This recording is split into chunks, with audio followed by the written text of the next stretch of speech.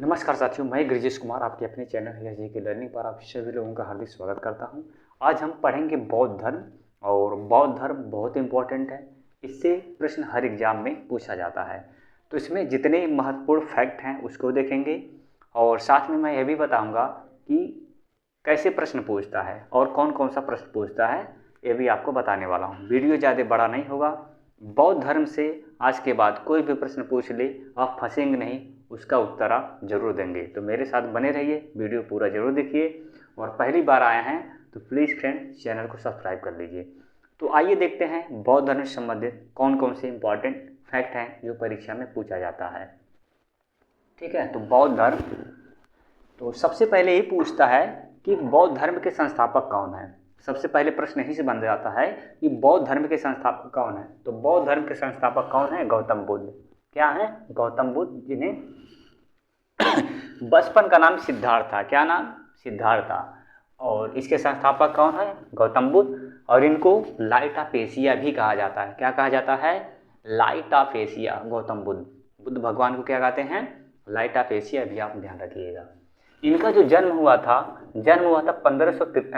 563 BC Lumbini में हुआ था। कहाँ हुआ था? 563 ईसा पूर्व लुम्बिनी। और लुम्बिनी कहाँ है? नेपाल। नेपाल एक शानदार इनका जो जन्म स्थल है, वहाँ पे पार्क बनाया गया, बहुत शानदार है। लोग अक्सर घूमने जाते हैं, तो वहाँ इनके जीवन से संबंधित जो भी चीज़ें हैं म्यूजियम है, वहाँ देख सकते हैं, आप जानकारी प्राप्त कर सकते हैं। ये कहाँ है? नेपाल में पड़ता है लुम्बिनी। ठीक है, लुम्बिनी कहाँ है? नेपाल में। इनके पिता का क्या नाम है? शुद्धोधन। इनके पिता का क्या नाम था? शुद्धोधन। और माता का नाम महामाया देवी। माता का नाम क्या था? महामाया देवी। और इनकी पत्नी का नाम था यशोधरा। क्या? कई बार यही पूछ, इनकी माता का नाम, पिता का नाम, पत्नी का नाम, यहाँ से भी प्रश्न बनते हैं। ठीक है, तो पत्नी का नाम क्या था? यशोधरा। और पुत्र का नाम राहुल। क्या था? पुत्र का नाम राहुल। और इनका जो मृत्यु हुआ था वो 563 BC में जन्म हुआ था। और जो इनका डेथ हुआ था 483 BC में। ठीक है, अब आइए देखते हैं यहाँ से महानिष्क्रमण, यानी ये क्या किए थे? 29 वर्ष की आयु में गृह त्याग, यानी 29 वर्ष की अवस्था में इन्होंने घर छोड़ दिया था। 29 वर्ष की अवस्था में, जब 29 साल के थे, तो ये गौतम बुद्ध जी अपना घर छोड़ दिए थे।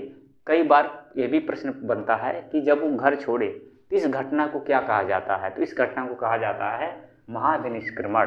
क्या कहते हैं? महाविनिष्क्रमण। ये सब ध्यान रखिएगा।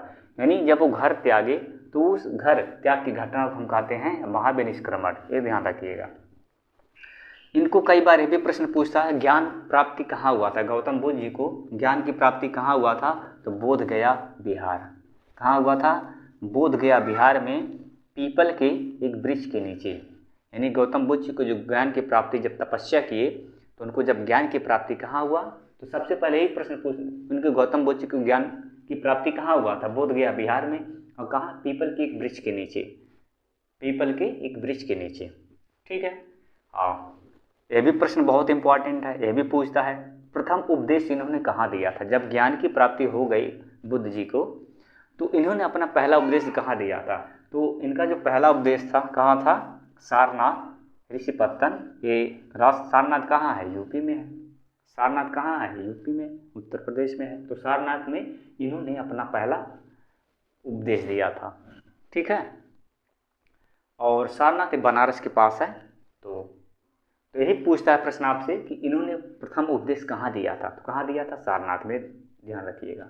और जब ये प्रथम उपदेश दिए तो ये घटना क्या कहलाया? धर्मचक्र प्रवर्तन। क्या कहलाया? धर्मचक्र प्रवर्तन। तो कई बार ये भी प्रश्न पूछता है कि धर्मचक्र परिवर्तन क्या कहलाता है? तो क्या है?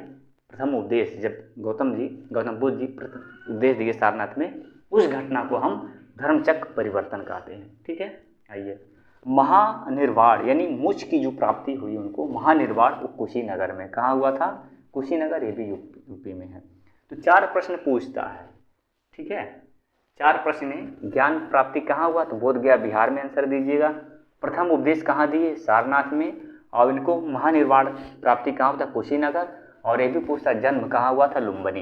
ये 4 प्रश्न बहुत इंपॉर्टेंट है, कई बार एग्जाम में पूछ चुका है, पीसीएस से लेकर के आरओ हर एग्जाम में पूछ चुके हैं, तो बहुत इंपॉर्टेंट सभी फैक्ट हैं, ये चारों ध्यान रखिए। जन्म लुम्बिनी, ज्ञान प्राप्ति बोध गया बिहार में, प्रथम उपदेश सारनाथ और महानिर्वाण कुशीनगर यूपी, ये आपको ध्यान रखना है।